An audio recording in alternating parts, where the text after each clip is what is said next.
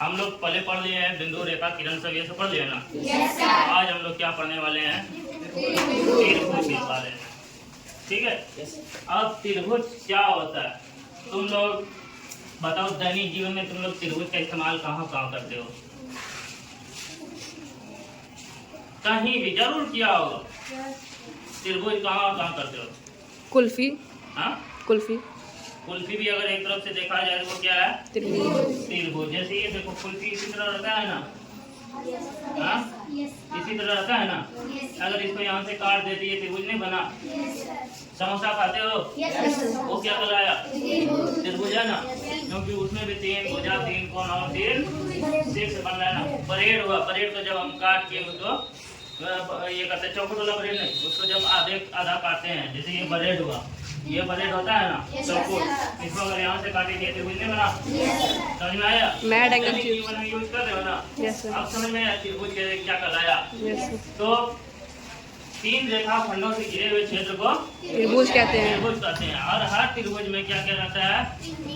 3 कोण, 3 शीर्ष और 3 भुजा। भुजा समझते हो? अब देखो यहाँ देखो, मान लेते हैं एक किसी भी तरह से बना लेते हैं। ये क्या बना? इस तरह से बना, सब क्या बन रहा है? ये भी त्रिभुज बना। हाँ, क्यों? क्योंकि इसमें भी 3 कोण, 3 भुजा, 3 शीर्ष है। ठीक है। अब यहाँ पे देखो, ये मान लेते हैं ए बी सी, ये भी एक तरह से त्रिभुज है। ये वाला भाग जो है ए सी, ए बी, बी सी, ये क्या कहलाएगा? भुजा। क्या कहलाएगा? भुजा। इसको क्या कहेंगे? भुजा। और यही इसको क्या कहेंगे? ये जैसे हम बनाए यहाँ पे, तो इसको क्या कहेंगे? कोण। क्या कहेंगे? कोण। अब देखो ये भाग जो है, ये भाग और ये भाग, ये क्या कहलाएगा? शीर्ष। क्योंकि इसके आगे नहीं जा रहा है ना, शीर्ष। तुम लोग का भी शीर्ष होगा सर है, इसके ऊपर कुछ है तो इसके आगे कुछ है, तो ये क्या कहलाया? शीर्ष कहलाया। अब देखो इसको अगर हम बोलेंगे भुजा कौन कौन सा है इसमें, तो भुजा में क्या क्या आ जाएगा? ए बी भुजा हो जाएगा, ए बी ए सी हो जाएगा, और बी सी या सी बी जो भी बोलो, ये क्या हो गया? भुजा हो गया। अब देखो शीर्ष में क्या आ जाएगा? ए बी शीर्ष आएगा, सी बी शीर्ष आएगा, और बी भी शीर्ष आएगा। कोण में क्या आ जाएगा? कोण का यहाँ लिखते हैं। ठीक है। तो कोण ऐसे बनाते हैं ना, इसका मतलब क्या हुआ? ये कोण है, हुआ ना? ए बी सी, कोण ए बी सी, फिर कोण बी सी ए ना, फिर कोण बी ए बी या बी ए सी, कुछ भी लिख सकते हो, दोनों तरफ से लिख सकते हो। बी ए सी, ये क्या होगा? कोण। जिसको भी हम कोण मान रहे हैं, जैसे बी को मान रहे हैं तो बी हम बीच में आएगा। देखो इसके लिए बी बीच में आया, ए और सी के बीच में क्या है? बी है, यानी कोण बी लिए। यहाँ कोण सी, सी के लिए कोण यहाँ आया, और ए के लिए कोण यहाँ आया। कोण में हमेशा तीनों का लेंगे। समझ में आया क्या? ए और बी सी, तो ए बी सी अगर बोले कोण ए बी सी, तो यहाँ कोण कौन सा बन रहा है? कौन सा? त्रिभुज। बी, क्योंकि ये बीच में आ रहा है ना। तो अब समझ में आया शीर्ष किसको कहेंगे, भुजा किसको कहेंगे, कोण किसको कहेंगे, ये समझ में आ गया ना। और त्रिभुज भी समझ में आ गया। अब देखते हैं त्रिभुज के प्रकार। त्रिभुज के भुजा के हिसाब से अगर देखा जाए तो त्रिभुज 3 प्रकार के होते हैं, यानी 3 तरह के होते हैं। उसके बाद कोण के हिसाब से भी होता है, वो बताएंगे आगे। ठीक है। भुजा के विचार से त्रिभुज कितने तरह के हैं? 3 तरह के।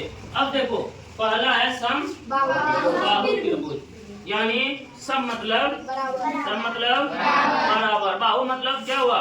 भुजा। क्या हुआ? जिसका सभी भुजा आपस में बराबर हो, तो वो कौन सा त्रिभुज कहलाएगा? समबाहु त्रिभुज। तो हम यहाँ पे देखो, अगर ये इतना बड़ा दिए, उतने बड़ा अगर इसको और इसको मिला है, तो ये कौन सा त्रिभुज कहलाएगा? क्योंकि इसका जितना नाप है उतना नाप इसका भी है, उतना नाप इसका भी है। ये कौन सा त्रिभुज कहलाएगा?